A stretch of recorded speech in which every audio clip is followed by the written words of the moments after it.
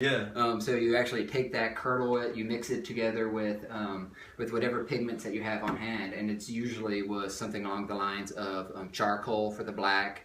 You leave it just the way it is for the white, or mix it with lime, and then you have rust for the reds. And does it soak into the wood? Yeah, it soaks into the wood really nicely, and but it also dries to a powdery consistency on the surface, so it can be rubbed off pretty easily if you don't seal it with something. Yeah. And that's what I end up doing. I end up like basically painting it all, and I make it myself. I get milk curds and then grind that up with different pigments. I don't use all traditional pigments. That's one reason I make my own paints, so I can be as specific with the colors as I want to be.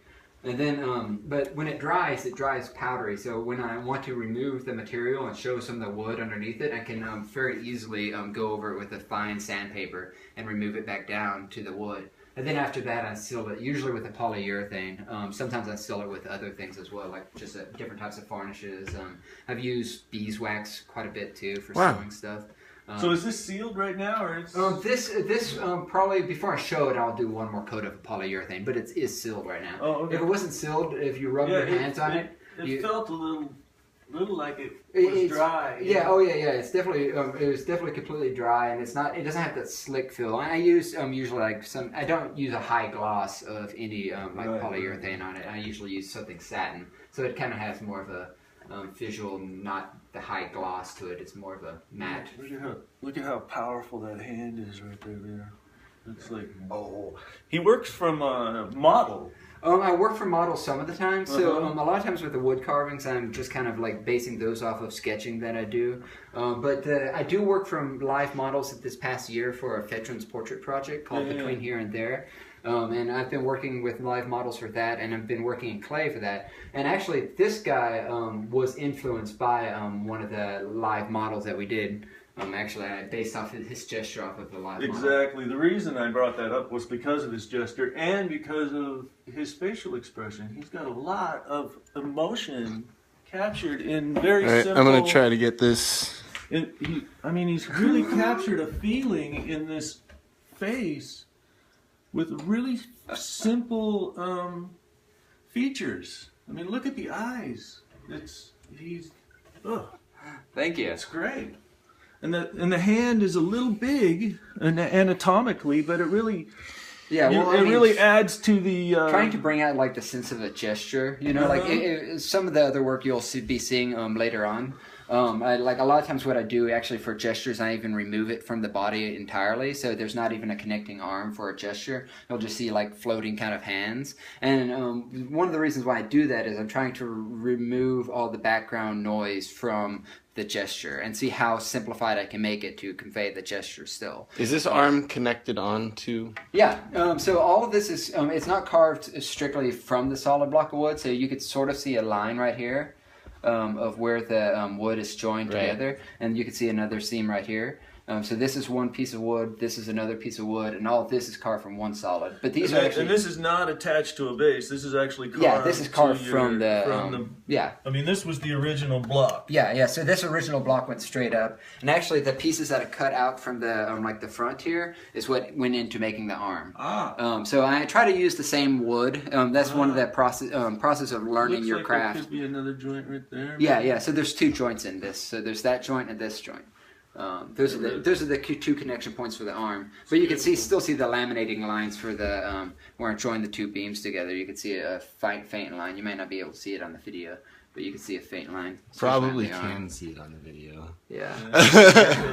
And on this side, there's a split that naturally happens in reclaimed wood. I mean, this stuff's ancient. Oh yeah, and that's one of the things I love about working with reclaimed wood is it's such a stable product by the time you get it, because it's been drying out for 50 or 60 years. So I mean that's beauty. I mean, I don't know anybody who doesn't think old wood isn't beautiful. Yeah, that's one of the things when I've been working on this portrait project, the Between Here and There portrait project. It was a challenge to actually put everything into the piece, because normally where I work with wood, the wood is doing half the work for me. In all honesty, I mean, because it has such character to it that when I'm like sanding back down to it, if I'm with the checking, the cracks and the seams that I leave out, create such a character to the piece that it ends up making a lot of the interest. But when you're working in clay, you have to everything there you have to put into it. Yeah, let's step out here and take a look at that.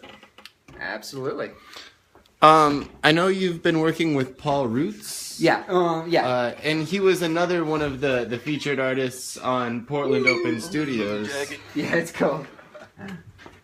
My cold studio. I usually just bundle up and be cold. People always ask me why I don't have a heater out here, and it's because I'm cheap, predominantly.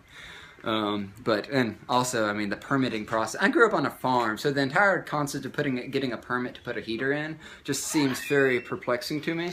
Do you need a permit to put a heater in? Well, you could put like a portable heater, and I can do that. But I keep on wanting to install a wood-burning stove out here, but I haven't gotten to that process yet. So this is one of the pieces from the Between Here and There portrait project that I'm working on.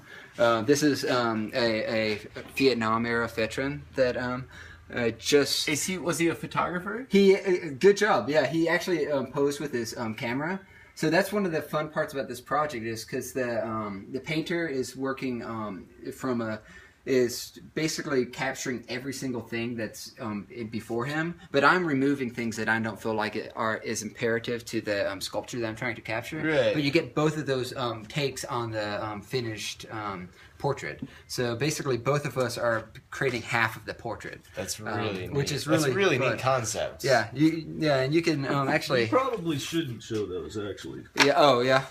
Yeah, let's not do that. Okay. Cool. But that's a private.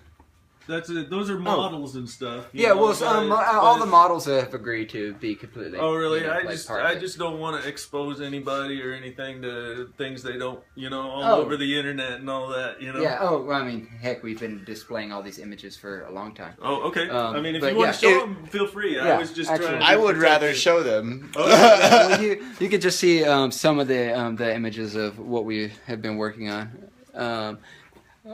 You can't really see it much, but you can see the painting. So there's the painting being worked on, and then there's me working on that. Yeah, and you can this is great video right here. Who took the pictures in these? These are actually done by his Paul. Paul's either wife or wife's twin sister. So sometimes it's confusing who's taking which picture. All right. So in this is a powerful photograph to me, even as it sits, Yeah, just absolutely. The artist, I mean, the feeling in that guy's face. The first showing of that body of work is actually up right now at Good Gallery, Good A Gallery. But by the time this is posted, it will be down actually because today's the last day of that show. But it's going to be on display again on Vashon Island, which is right off in the Puget Sound, right across from Seattle, and that's going up in February, and that's going to be at the Blue Heron Gallery on Vashon.